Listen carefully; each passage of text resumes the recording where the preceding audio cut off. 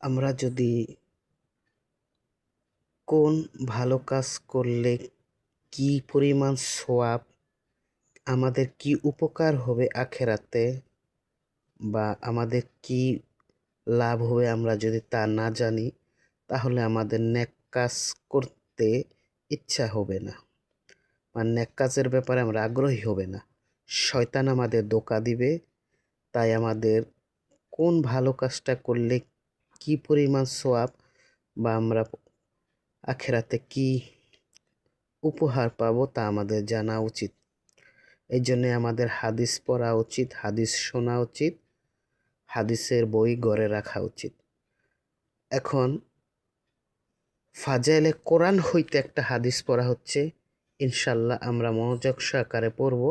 এখানে কোরআন পড়া এবং কোরআন শোনার যে উপকারিতা তা তুলে ধরা হচ্ছে এই হাদিসটিতে।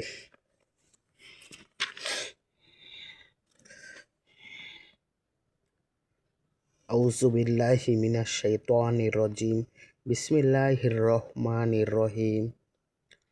হযরত আবু হুরায়রা রাদিয়াল্লাহু আনহু হইতে বর্ণিত, হুজুর সাল্লাল্লাহু আলাইহি ওয়াসাল্লাম ইরশাদ করিয়াছেন, যে ব্যক্তি কোরআন পাকের একটি আয়াত শোনে তাহার জন্য দ্বিগুণ সওয়াব লেখা হয়, আর যে ব্যক্তি তেলাওয়াত করে তাহার জন্য কিয়ামতের দিন নূর হইবে।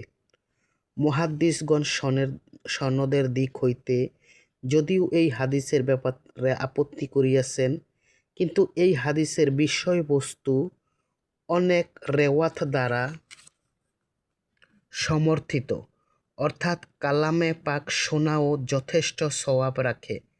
এমনকি কেহ কেহ কোরআন শ্রবণ করাকে, অর্থাৎ কোরআন শোনাকে পড়া অপেক্ষা উত্তম বলিয়াছেন। ইবনে মসউদ রাদিয়াল্লাহু আনহু বলেন, একবার হুজুর সাল্লাল্লাহু আলাইহি সাল্লাম মিম্বরে বসিয়াছিলেন, এরশাদ করিলেন, আমাকে কোরআন শরীফ শোনাও।